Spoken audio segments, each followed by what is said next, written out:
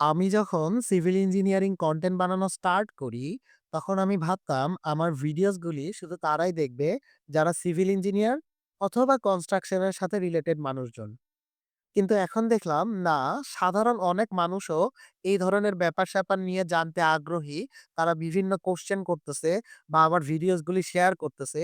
এই ব্যাপারটা আমার কাছে অনেক ভালো লাগার যে সাধারণ মানুষজনও এই ব্যাপারগুলা নিয়ে আগ্রহী।